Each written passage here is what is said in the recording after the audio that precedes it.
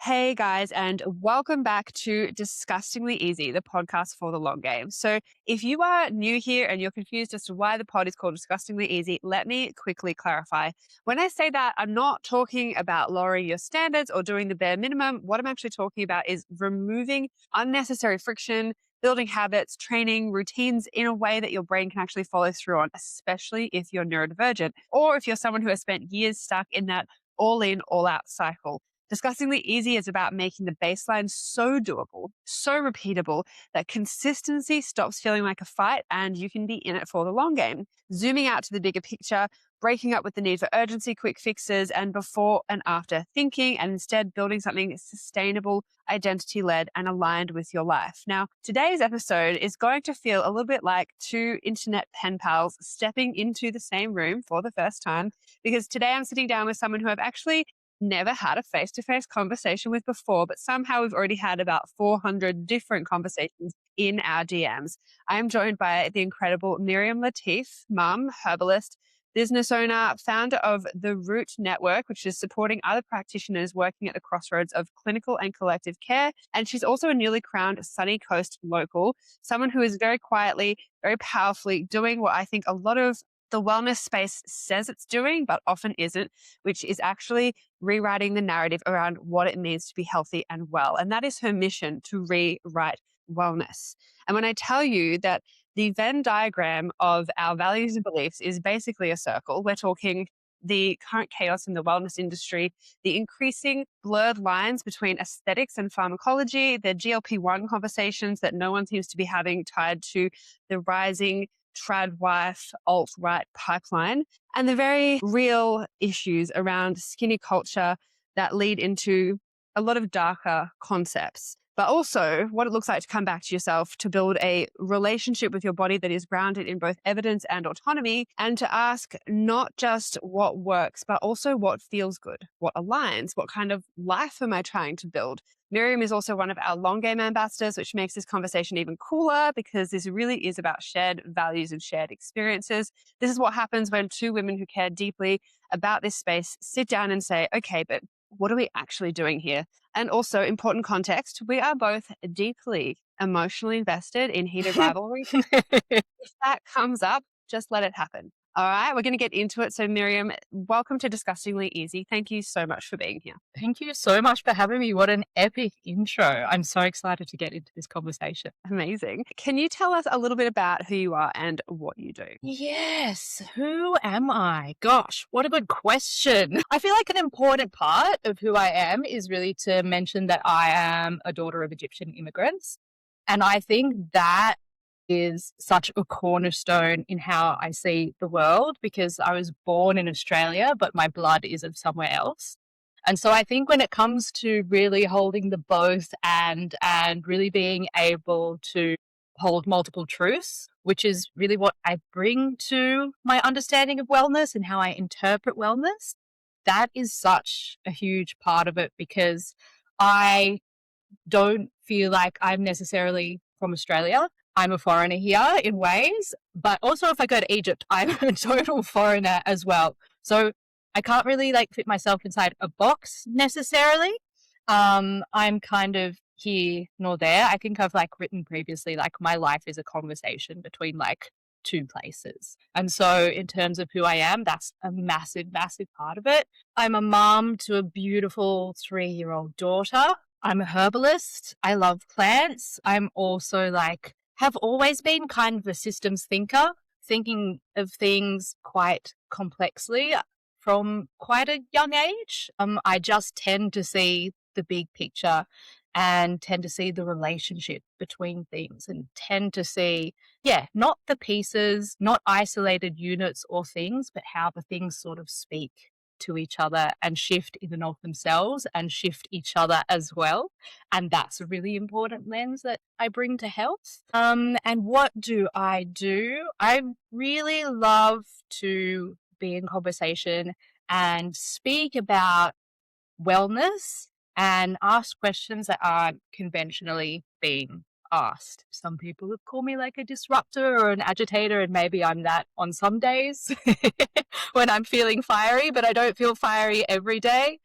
But yeah, I'm really passionate about having the conversations that aren't being had in the industry because I don't know, for some reason, and I'm sure a lot of women experience this, after I had my daughter, there was just no time for bullshit, or the bullshit just became like more obvious. It's almost like you're more willing to like kind of gloss it over before you have a kid, but you're more sensitive to it after becoming a mum, right? And so I just started noticing all these things about wellness after I had my daughter. I'd just be like, 3 a.m. feeding her in bed at night and just thinking and pondering. And, there's a lot of weird crossover between mothering, the wellness world, social media, all that kind of stuff as well. So I think that's stimulated a lot of that thought process around wellness. And that kind of led me to being like, I know that there are other practitioners in the industry that must also be having these questions, but maybe we're a bit scared to speak up. Maybe there's no language for it yet. It's hard to articulate it. It kind of just like feels like an uneasiness,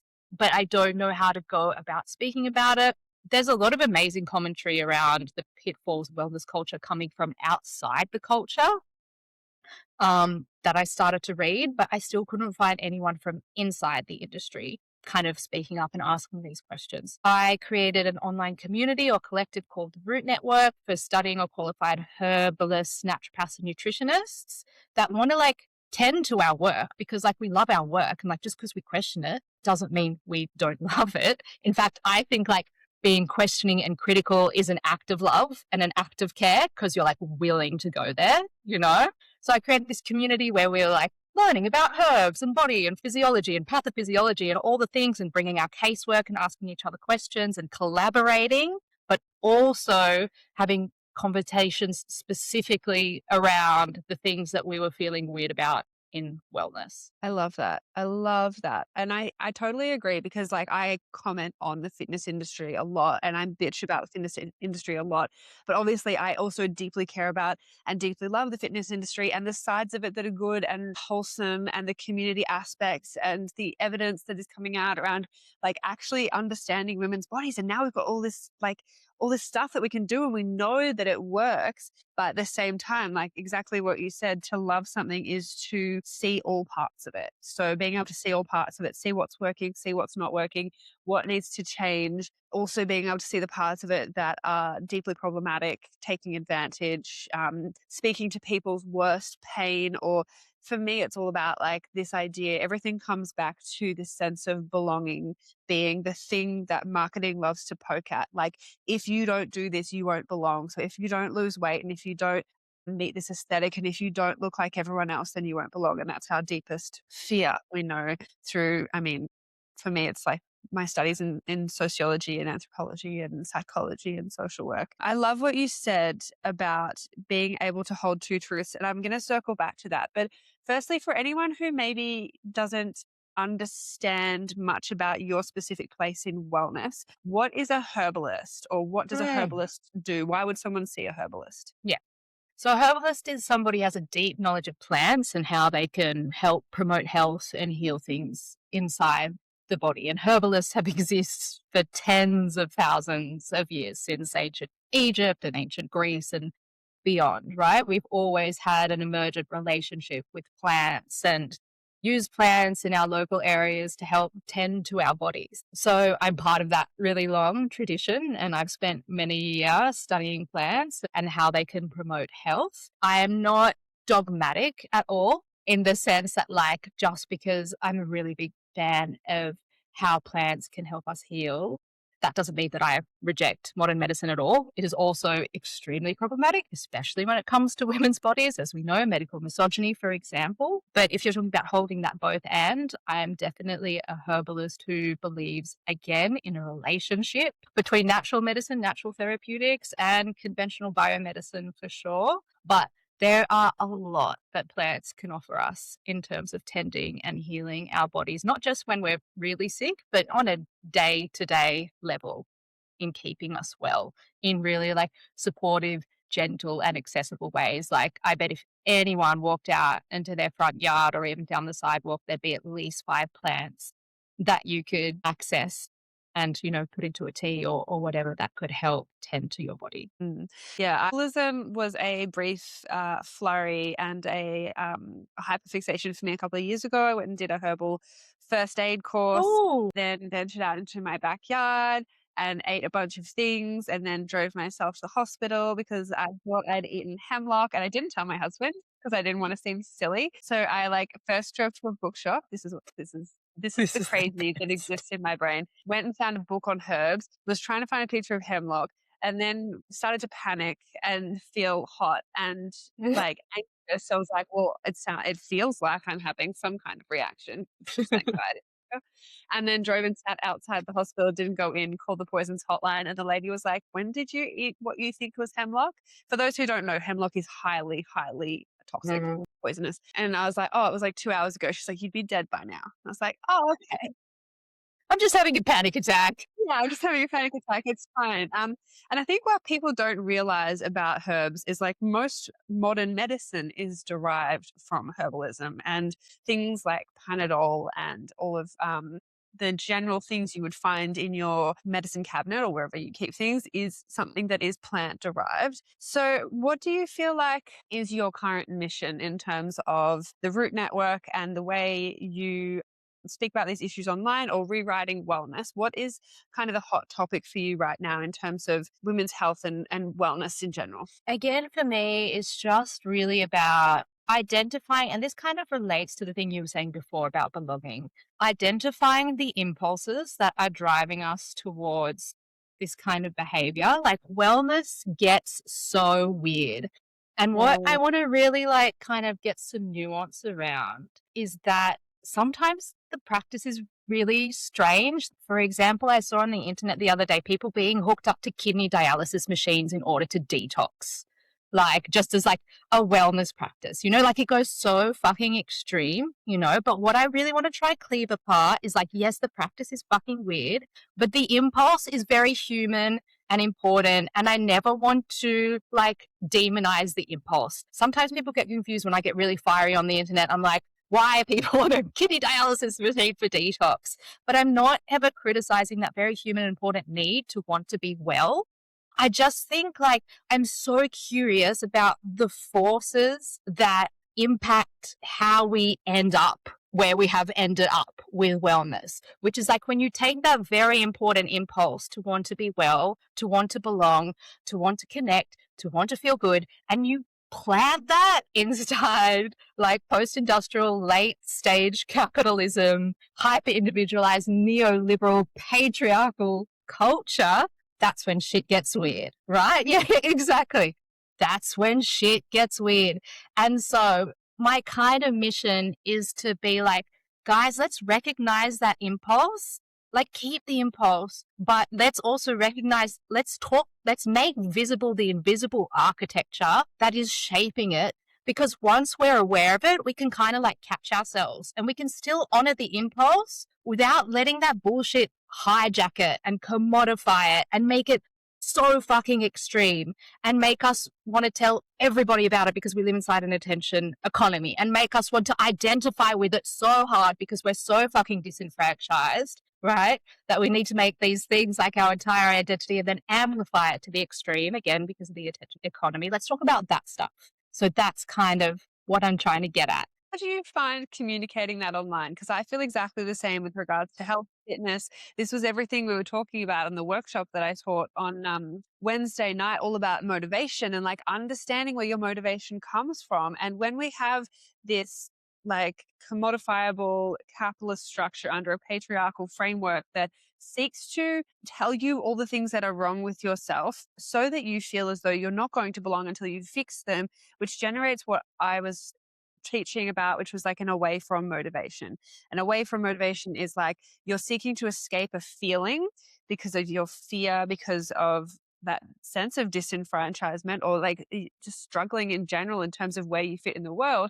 But away from motivation is not a consistent fuel source, versus when we understand and have awareness and know what we want. Just women just even knowing what they want is so complex. How do you know what you want Absolutely. and what we've been conditioned to want? Yes.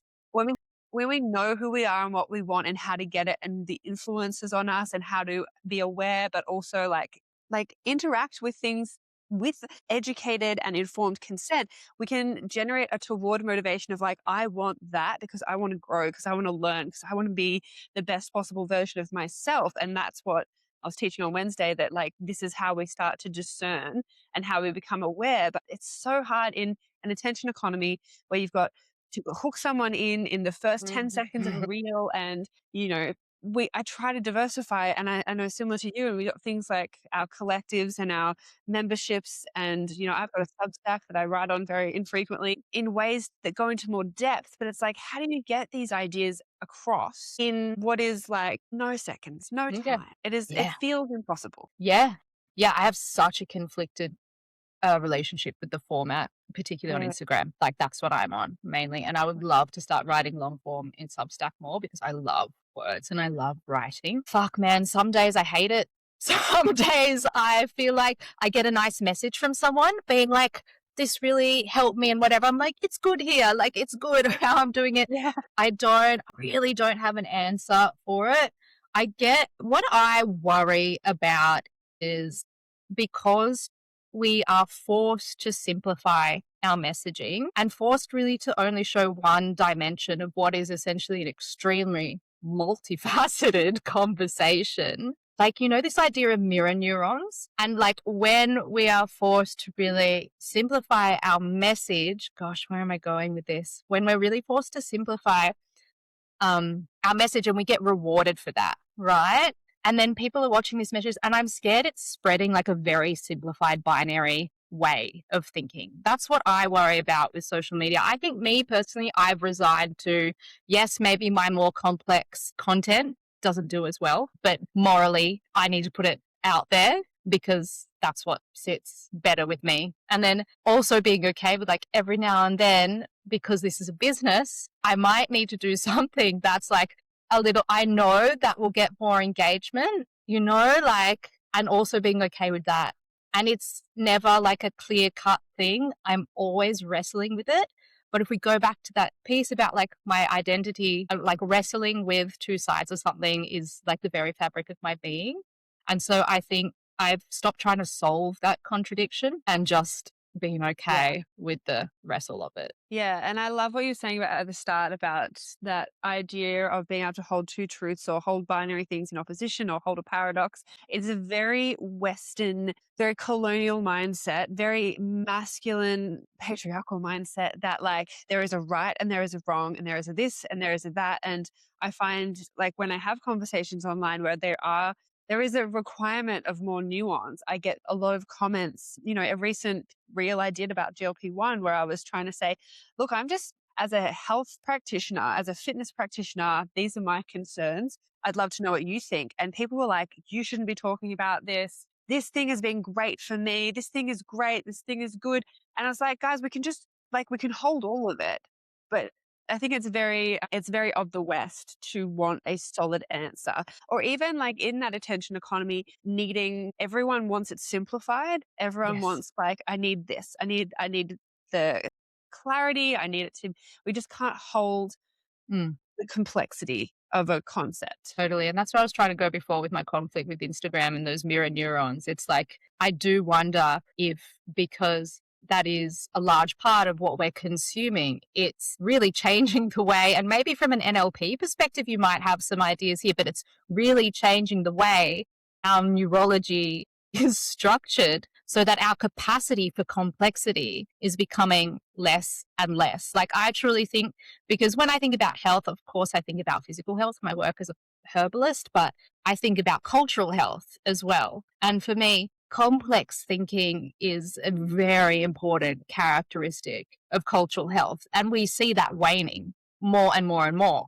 We see that waning politically. We see that waning online. And I don't think that bodes well for a future where we're going to have to hold multiple truths and be very resilient and get along with people who don't necessarily think the same way we do in order to survive. So complex thought, I think, is also something that I really, really want to encourage and really, really want to put out there in terms of its necessity for our cultural health and resilience. Yeah. And I wonder if even the conversation around the dumbing of society with AI, they talk about studying people who have used AI for a long period of time, and it's like brain function in certain areas is decreased. But I do think there is something around this bombardment, this 24-hour news cycle, this constant information. I talk a lot in Long Game about energy and energy leaks, and where are you, spending time on your phone where you could be spending time doing nothing and having a brain that is at rest. But with this 24-hour news cycle, it's like we're so overwhelmed. We need that, like the opposite of that is like I want certainty, I want simplicity, I want clarity. I don't have the capacity to hold this much anymore because there is just so much happening and so much going on and so much coming at me all at once. It's like our response to that is a desire for simplicity, and we're asking for it in the wrong places when really what we should be doing is finding, like, touch grass. Go out, Totally. touch grass. Don't take Totally. your phone into the toilet. Have some time. Even walking back from my son's daycare, I find myself like going to check my notifications and have to remind myself that, like, you could just walk for 5 minutes. It's productive to do nothing and just walk for 5 minutes. You don't have to fill this time with noise. In terms of wellness, there's so much fucking wacky shit out there. It has So gotten much fucking crazy. Like shit. 5 years ago, Crazy. 10 years ago, it was like green juice, Yeah. green powder, supplementation. Yeah. Now I'm seeing reels where people are like, vegetables are actually toxic. And you know that, like, Don't fruit eat is carrots. bad They will for kill you. you. Yeah, yeah, Yeah. fully. Like, Yeah. it's getting actually kind of insane. And there's like every different diet under the sun. When it comes to your perspective on wellness as a practitioner, but also as a human, like, what are some key tenets that you hold to? That's a really good question. So I really believe we have a culture generally of overcorrection, right? And so because of that heavy swing, I think broadly, it can be safe to say that it's okay to take the foot off quite a bit. And you're probably going to land in the middle anyway. Yes, there are things to be aware of, but you don't need to be super alarmed, right?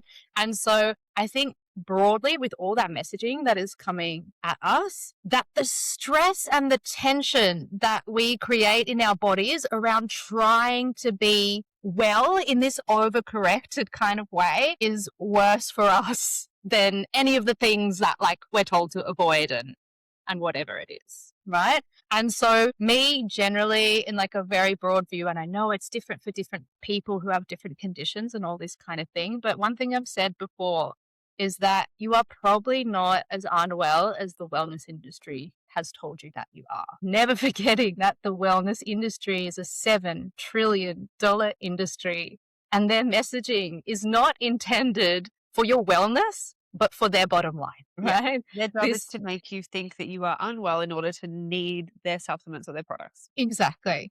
So we have a culture thinking that we need A, B, C, and D, and we need to do this, and this for multiple reasons. And so broadly, I would really encourage people to just soften on that as much as they can, build in as much like flexibility. I really love to see we also have a culture that focuses on elimination a lot. So don't do this, restrict this, cut out that, detox that.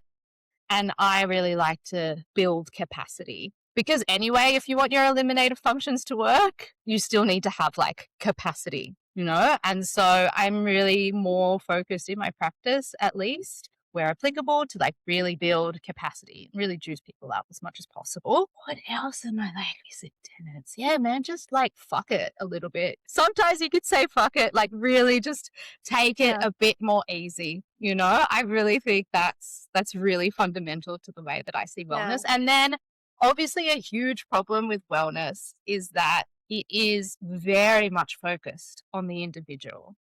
Right. And so what comes along with that is a lot of blame and shame, right? Like you didn't meditate hard enough. You didn't work hard enough. You didn't eat well enough. You didn't do X, Y, Z good enough.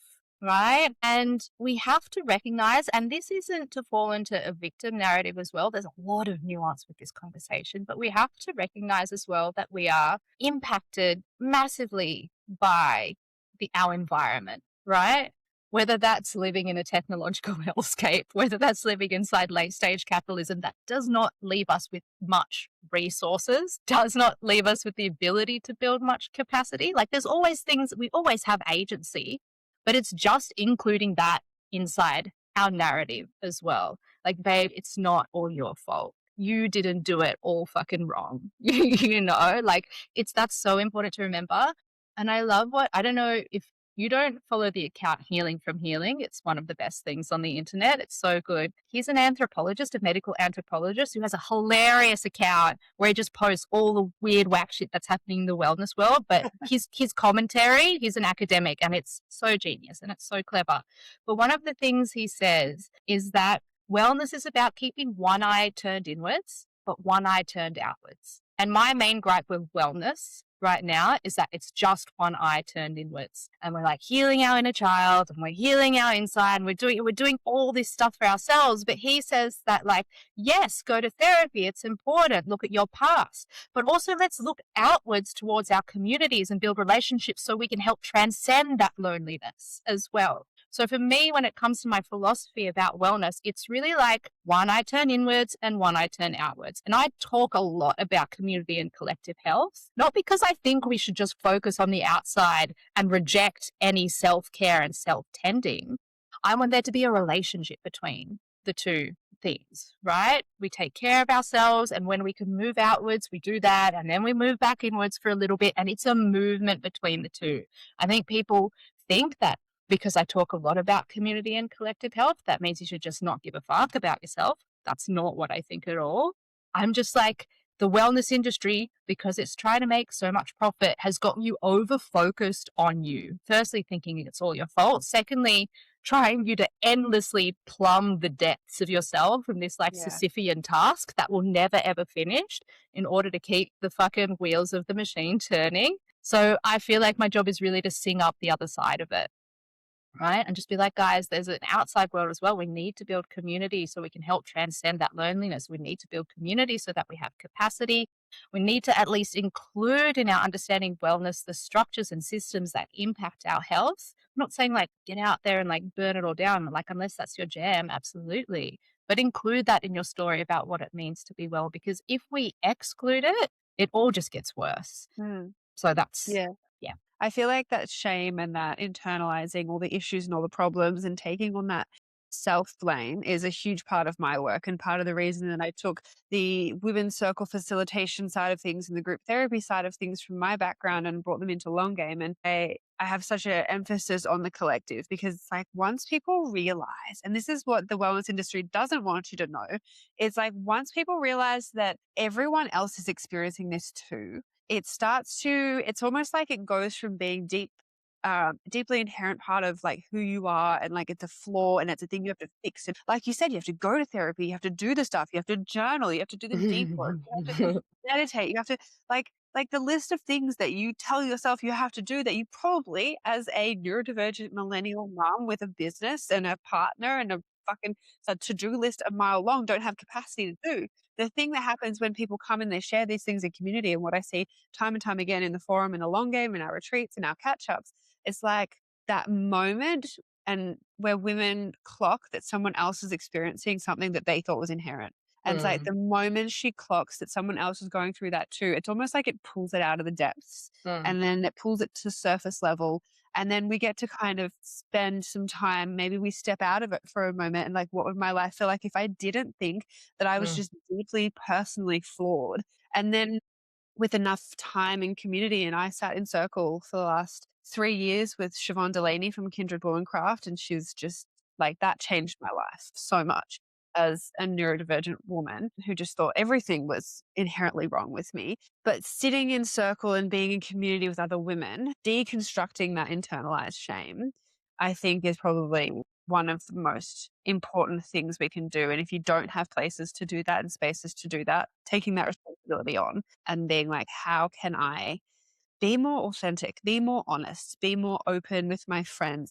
How can I stop? Where can I maybe not stop, but like, where can I start to practice enough awareness to interrupt that narrative? I'm like, why do I think that? Why do I think that? What would it feel like to not think that? What would it feel like for me to even just entertain the idea that this is not my fault, and how deeply powerful that is Totally. for women? If we move from that into the conversation about uh, aesthetics and pharmacology, because I like to make everyone who comes on the podcast talk about GLP-1 because it is probably my biggest, I would say it's like my biggest bugbear, but it's also like a really huge thing coming up in the wellness space, in the fitness space, in the women's health and wellness space in general.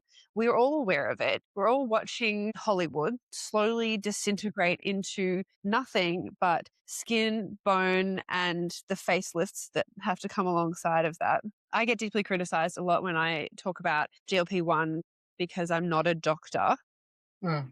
However, this crossover between finally being able to meet all of the aesthetic goals that you've had your whole entire life and a magic pill, it makes me deeply uncomfortable. And I guess, what are the conversations that you have or have been having around this topic? I haven't been having any of these conversations with like in clinic or anything like this. I've been having a lot of conversations with myself about it because I feel like, do you know what's so interesting? And like, we're here talking about like these narratives and becoming aware of them and all this kind of stuff. And like, obviously, I am somebody who's thinking about this shit all the time. It's such a huge part of my work.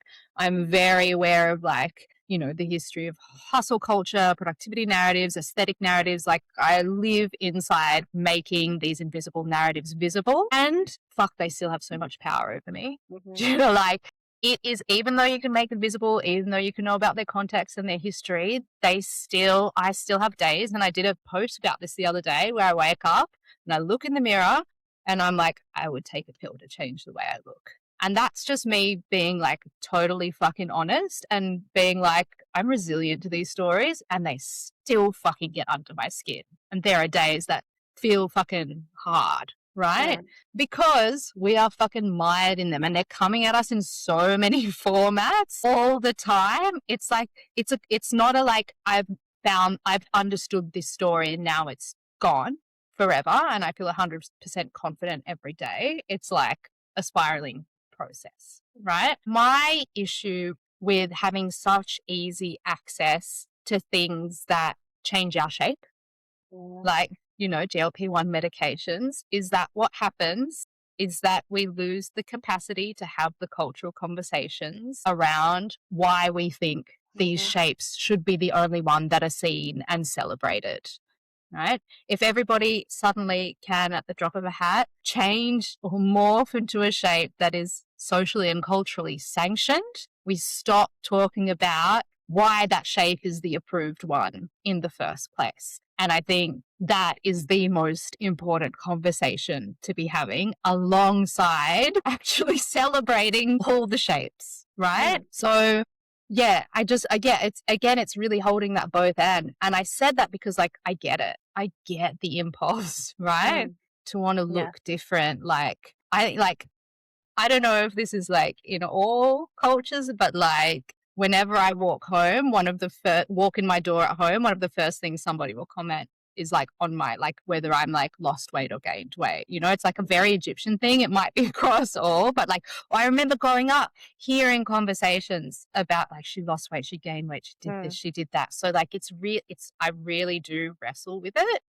And it's just holding that. But like, I get it. I really have a lot of compassion for that impulse is what I'm trying to say. I think one of the other cultural conversations it also starts to pull away from or distract us from is the cultural conversation around why we have like an obesity epidemic or a issue with people who, like, there is a lot of real reasons to need this medication. And I've seen people comment on things like, well, yes, there's long-term side effects, but if you weren't going to live long enough to see those side effects, then taking the medication then increases your lifespan because you lose weight and you're no longer at risk in all of those other ways. But we're not actually having the conversation as to like the quality of our food, the advertising around Totally. takeaway, and the fact that we have such a poor literacy around health. Like that conversation is eliminated when it's like, oh, well, you don't, I deleted TikTok because I was just getting so fucking mad at all of the advertising that I got. But like seeing people advertising like, oh, I have a podcast all around how to avoid the side effects when you take your GLP-1 so you can continue to Wow. eat the crap and drink the alcohol. It's like, Wow. this is missing the point entirely. Or here's what to do when you get pancreatitis from your GLP-1 medication. Here's how to solve that problem. It's like, what? Here's how to convince your doctor that you should be allowed to take GLP-1 when they said that you're too skinny. What? That's wild. Again, it's like a really good crystallization of that individual and collective thing. It's like, it comes down to the individual and this medicine that they can take versus us directing our energy towards the systems and structures that govern access to food, that govern inequality, that got like all this kind of stuff. Again, we zoom in and we get so granular, and the thing that we can fix is the individual. And of course, like, there's another conversation there. Systems and structures are historically, obviously, they take like much longer to fix. But if we don't have the fucking conversation at all, if our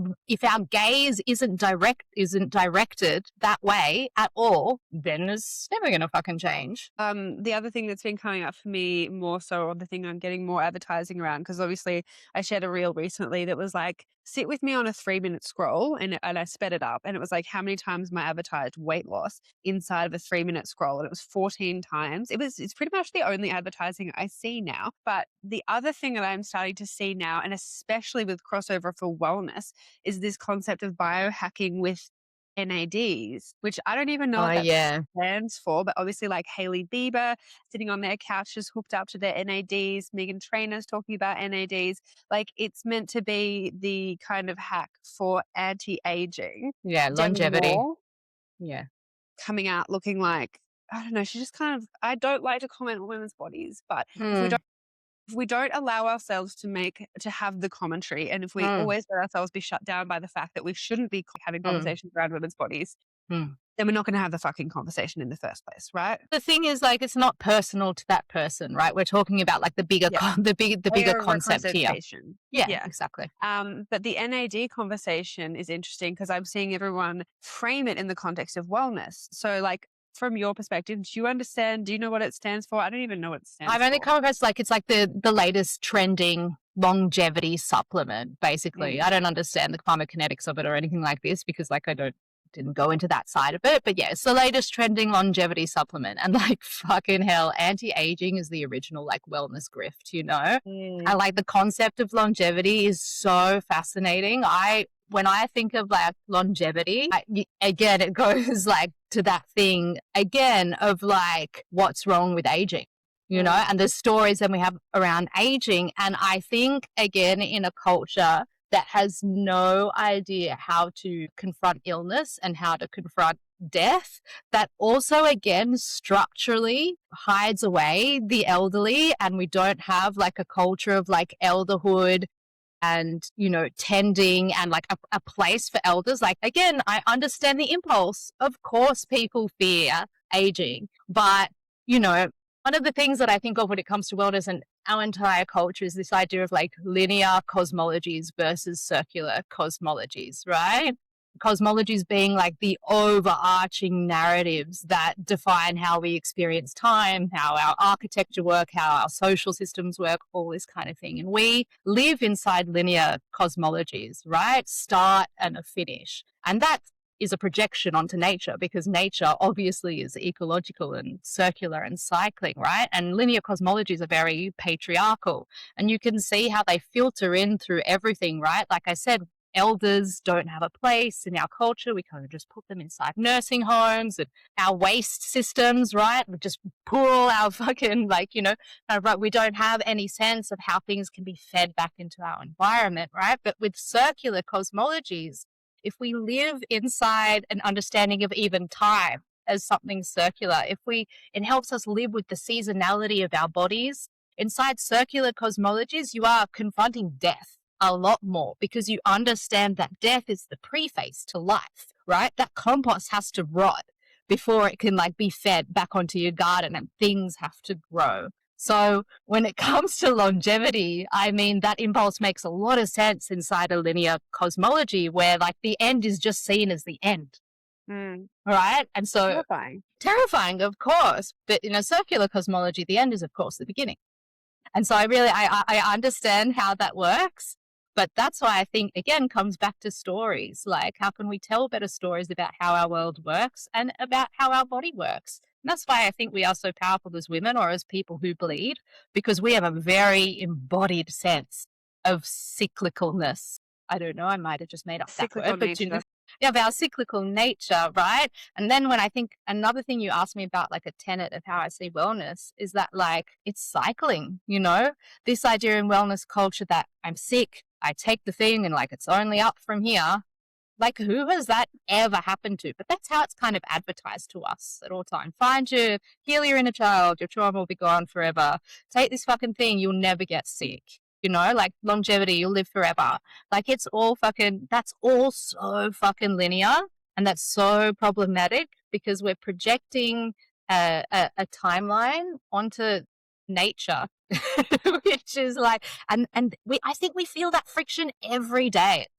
I think that builds up a lot of tension inside of us. Yeah. And I think that the awareness gives you the capacity to make an informed decision as to whether, like, how much you want to engage with that, right? Which is why I love having these conversations on the podcast, because things like, I don't dye my hair anymore. I've got grays. I've got the little mum hairs that kind of just stick up at the top. And I get the impulse to go and buy a box dye some days and be like, oh, I just want shiny, like I don't know, I probably could just get better care of it in general. But like, I get the impulse to fit in and to not have the grays or not have the brow lines and not have the wrinkles that are slowly becoming more apparent on my face as I, creep towards 40 in a couple of years. And that awareness pipes up though of like, you can do that. But you have to acknowledge why you're doing that. And if you think about why you're doing that, it's probably to do with fitting in and being more aesthetically appealing inside of a culture that says that to be aesthetically appealing is to be like this. And then I make the decision not to, because to me, it's like, I can't compromise those values. And I think one of the things that women really struggle with is this feeling like they're constantly chasing an aesthetic that is changing and shifting. And, we're all thinking about like GLP-1 and NADs. And a couple hundred years ago, we had queens bathing in the blood of peasants and people going and casting spells onto the moonlight. Like, it's always changing and it's always this driver for like what you should be. But when you can actually practice the awareness or seek out the information, be like, okay, well, why do I feel like this? Have a little moment. And it's not like I sit in reflection for hours daily. It's like a flurry of thought comes up when I run my fingers through my hair and I see the grays. And then I think, oh, do I want to do that? Do I want to participate? No, I don't really feel like it. I'll get over it. And then I move on. Totally. But I think that whether or not we participate, and something I wanted to talk to is like whether or not we participate in these things comes down to an understanding and awareness of it. And something I love through your work is like, there is this idea of wellness and participating in wellness and the responsibility to do the things that are good for you. They're going to support you and support your community, but also like coming at it from the perspective of you have the autonomy. You can make the decision. You can be empowered to make the decision and you can make the right decision for you. You don't need to outsource your power. Because that's the other thing I see all the time in long game is like, am I doing it right? I mean, I think I love the idea of like authorship. Again, because it comes back to like the language around stories and this kind of stuff. But like, babe, you want to dye your hair? Like fine. Like, no fucking judgment here as well. Do you know what I mean? Like, again, because of that binary thought, people think like, oh, because she's talking about this, she thinks that's bad or whatever. Fucking whatever, like you are free. The point is you are free. But once you are informed about the competing narratives at play, you get to write your fucking story. And if that story is fucking dyeing your hair and doing some Botox, at least you know the narrative landscape in which that story exists. At least you've had a palette of narratives from which to choose from, because the power comes from the fact that you have choice. Because if it's just one story that's running you, that's not a choice. That's instructions given from who the fuck all the bastards, like, so like, I think the power is in choice. I really like, babe, do what you want. I'm not judging you, like, It's complicated. It's complicated. There's the narratives out there, and you've got generational narratives inside of you and all that kind of stuff. Like, I have so much compassion and understanding for all of the choices, all your own social, economic, family situation, all of that, But the point is, like, if we don't have, I like the term a narrative palette, Like, I want all the narratives to be on a palette, like all the different colors when you're painting, right? Not just one, right? Because we just have the one we inherited usually. Or we get to tell other stories about what we want to do and what we want to look like and all that other thing. And color might change from day to day, but at least the power comes from having that palette and having a choice, being the author of your life. Yeah. And all of that, that fear around whether or not you're doing it right, whether or not we're existing in a way that is appropriate or doing the right thing or following the right advice. As you said before, the tension and the unnecessary tension and the internal disquiet that causes in and of itself is potentially more problematic, or the way I see it limits women or holds them back because they're so afraid of doing it wrong. I think it was you sharing the other day, was it your stories where you were sharing someone had Ugly feed. spoken to, oh, the ugly feeds are good, Oh, but someone had spoken to a mum who was like baking bread from scratch, making oat milk from scratch, doing everything from yes. scratch, sending Yes. herself into an absolute like capacity overload because Totally. she was so afraid of doing it wrong. Yeah. Yeah, Mm. totally. I think and there is no fucking right. There's no Also, right. there is There's no no right. right. Again, it's that linear way of seeing things coming in like ecologies and in cycling and circular systems. There is no right because everything's interrelated and interdependent, and one thing here can trigger something here and something here. Also, fucking do it wrong. It's okay. Yeah, and It's doing all it right. wrong. Fuck it up. How much doing it wrong can like lead you to the right, and like when you choose to do Yes. nothing, you don't get anywhere, and you simply stay where you are, and you know you don't want to be where you are, but you're so afraid of doing it wrong and not getting it right in the first time that you aren't actually going to put yourself on the path to the thing that is right, that you work out through the multiple attempts and multiple, for lack of a better word, failures or stumbles or Our, whatever. our world is too beautifully messy, complex, and interdependent for binaries such as right and wrong to Mm. exist. That's a fucking patriarchal colonial projection onto the complex nature of reality, So fuck it.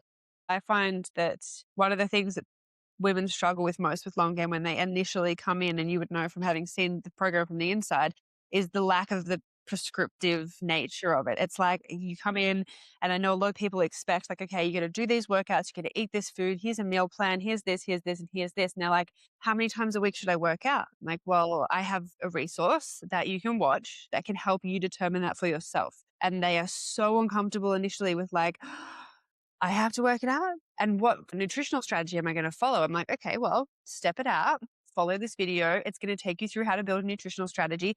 And then you can decide for yourself what capacity you have. And they're like, I have to make a decision. Like, please just tell me. But I guess in your work, even just as a herbalist, how do you sit on that, I guess, that delicate balance between being prescriptive and supporting people to have that autonomy or to like have that narrative palette that they can then choose from? I mean, one of the things I usually say if I'm like presenting someone with maybe a counter narrative or something that they've not heard before is like this is a story. You can take it or you can leave it, kind of thing. Like it's totally up to you. So making sure it's funny, like you don't give anyone agency because that's an oxymoron, right? But allowing that to be in the room or helping people recognize their own agency, speak much like I'm speaking to you now. I really try to speak with the both, and I really try to help people hold multiple truths by articulating multiple truths myself and saying, look, these two things can exist side by side.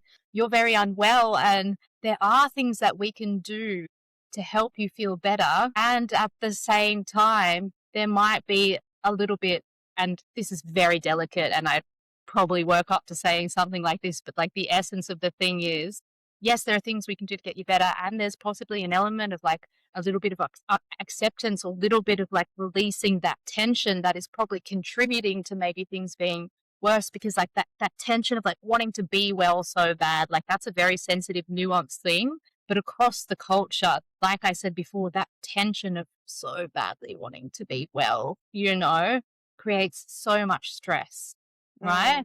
And being so delicate and careful around that and saying it when it's appropriate, but helping people see the two sides, or helping people see those multiple truths when it feels like a appropriate time to do that. And that's not always appropriate, like that more philosophical side of health. Like if someone's just coming up to you and they have like all these gut issues and all these hormonal issues, like then we will, of course, work on the physical because that's what you need now.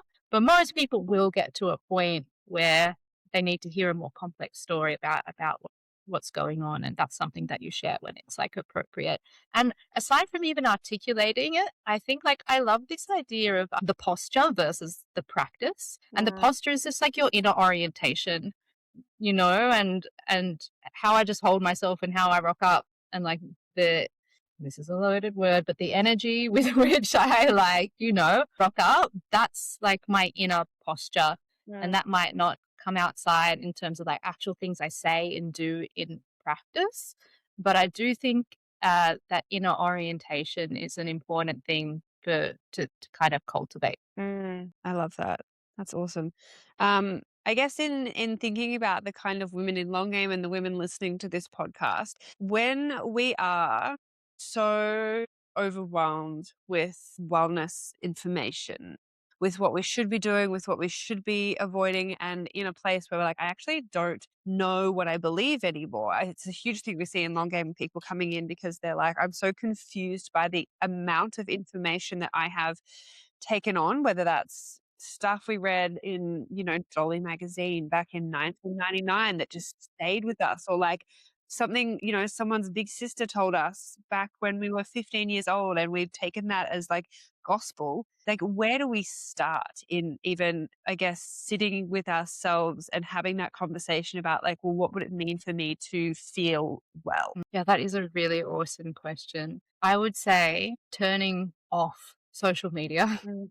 and It's like life following, without yeah, judgment. yeah, for a moment, and following your joy and pleasure. I Mm. think like joy and pleasure are severely underrated medicines inside a culture that tells us you have to suffer to prove your wellness worthiness. And suffering is glorified. And traditionally, suffering is a path to insight. We see that in many, traditional For cultures, rites of sure. passage, all that kind of stuff. So I'm not rejecting it. But again, it mutates inside our capitalistic, Yeah, and I think it's very culture. linked to that, Totally. Do you have another hour? Like we can, it's the like, idea of yeah.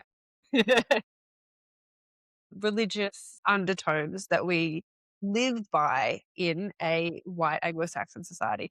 Is this like Judeo-Christian idea of suffering, and the purpose of Absolutely. humanity is suffering, and we're So all the born to the suffer. Protestant work ethic that was born around the same time as capitalism and probably propelled capitalism in so many ways, like that is a rabbit hole, so fascinating and interesting. But Mm, just follow your joy and pleasure, because, and I hate the fucking term guilty pleasure. mm, Again, like that's so, you know, there's a religious, yeah, just like there's no such thing as a guilty pleasure. There's just pleasure, and do what brings you joy, because that is such underrated, free, accessible, good medicine. medicine.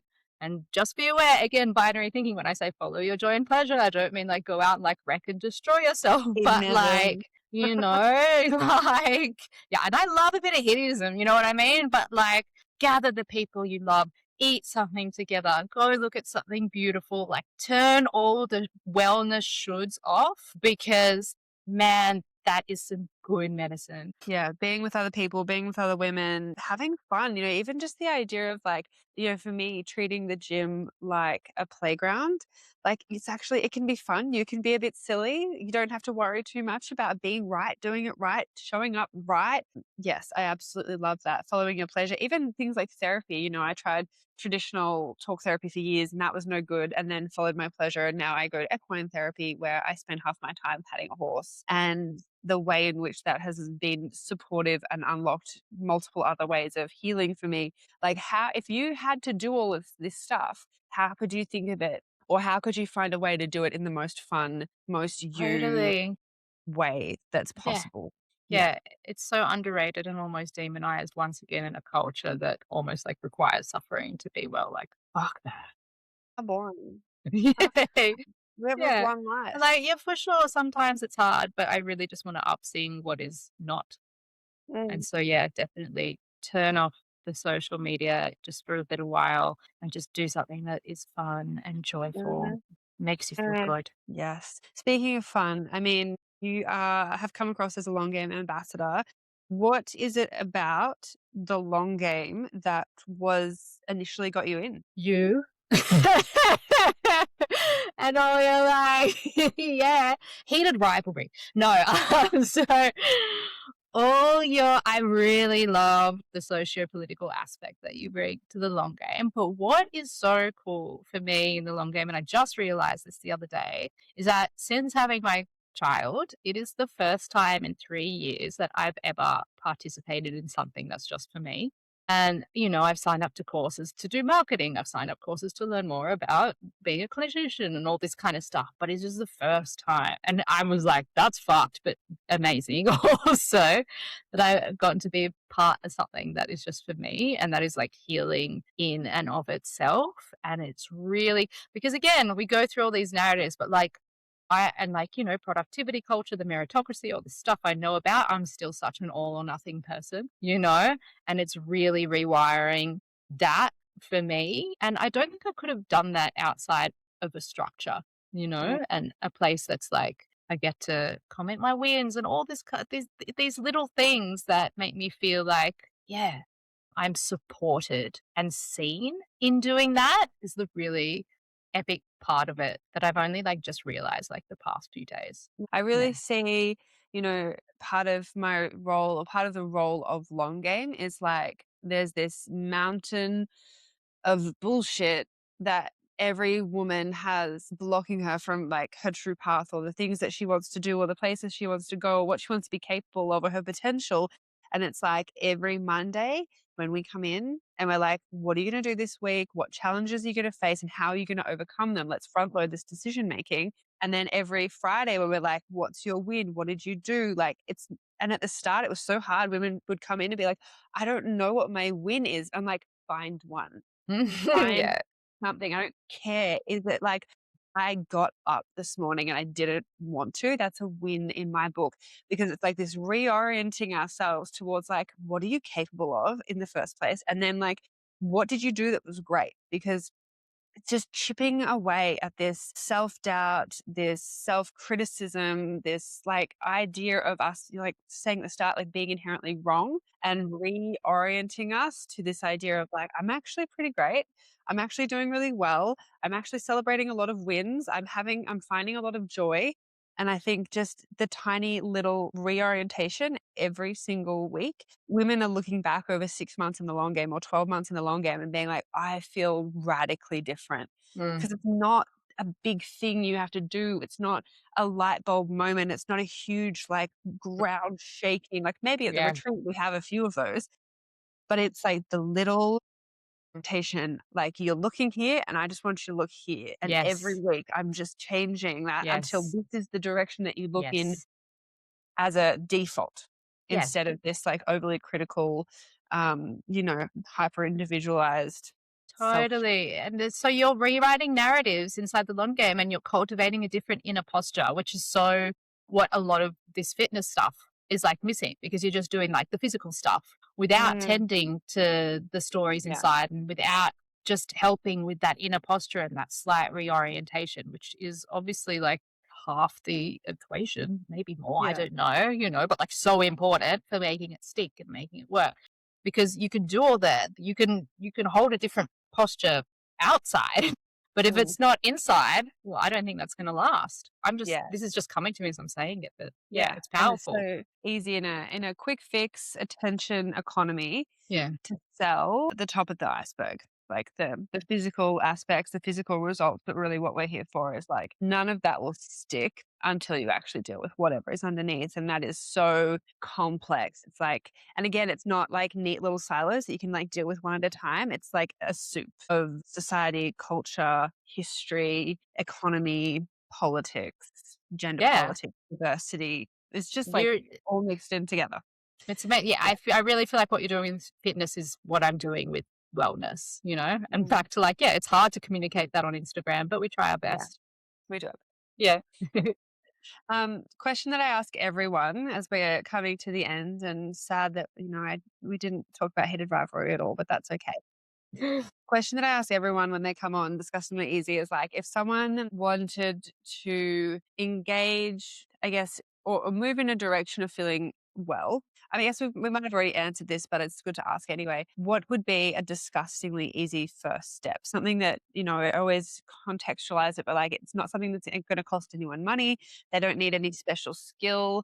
What is a disgustingly easy first step people can take on a road to feeling better in their bodies as a whole? I think doing something with someone else, whatever that is, I think we have this reflexive thing of like, if it's taking a walk or if it's making better food or like whatever it is, we reflexively do it alone.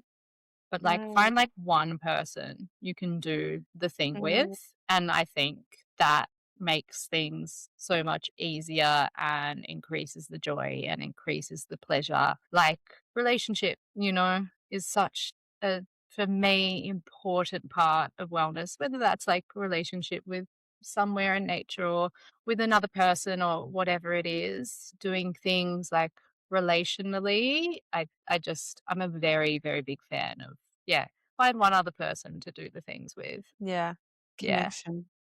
Yeah. I was saying something the other day about, needing to ally yourself with someone and trying to find someone, often needing to find someone who is outside of the circumstance in which you created the problem that you have, because they're Mm, unlikely to be the best ally. So like finding someone outside of that who is already maybe creating those results or who has mm, expressed a desire to create those results and allying yourself with that. Like I mm. have one girlfriend in particular, and we just literally, if you looked at our DMs or our messages, it's just muscly, like flex selfies sent back and forth So between me here and her in yes. England. And it's just, it's just that normalization of your journey and everything you're Mm. experiencing that can be Yeah, really and being helpful. like witnessed by someone and like, they're your Mm, cheerleader and you get to be their cheerleader. Like so much is cultivated inside a relationship and connection mm, that I think again is a really underrated thing when it comes to the wellness industry. And so I'm a really big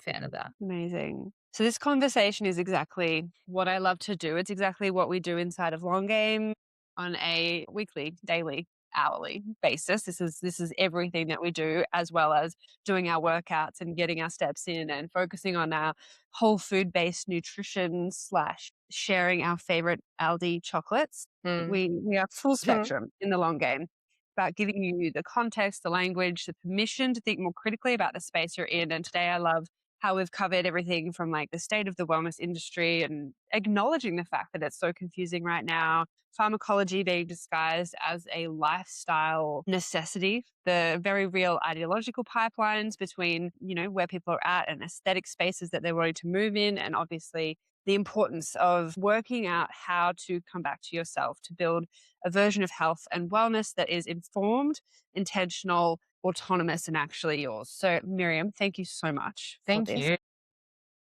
I love listening to just the way that you contextualize things. I think is really helpful. The nuance, the willingness to sit in the gray or the binary duality and have these conversations properly. I think it matters more than people realize. I'm really interested if you've been listening to this episode and something has either clicked for you, even if you have more questions, bring them across, tag us on Instagram, and let's continue the conversation. Because obviously, when we have these conversations here, it's one thing, but when we can spread the conversation across places like social media, it allows everyone to actually start to question the narratives or to maybe add to the narrative palette, as you were saying. So, Yeah. what is the best place for people to find you if they want to engage more with your work or find out even about the Root Network? Basically, I'm just on Instagram, and you can find me. Like, you probably just have to put this in the notes, but it's like 3 underscores and the word understory. That's Way to give it's yourself like a a bit of complicated. a mouthful, yeah. And I'm such a fan, like, you don't have to, no pressure, but I love a voice note. Mm, So, voice note me, DM me. I love having these conversations. I absolutely will get back to you. I'm endlessly fascinated by what other people think. I have my own blind spots. No matter like where you stand, you always have a blind spot. It's something that mhm. I always think. So like I find it necessary to hear like from other people. So yeah, please don't be like shy to reach out. The Root Network is only for studying or qualified herbalists, naturopaths, and nutritionists.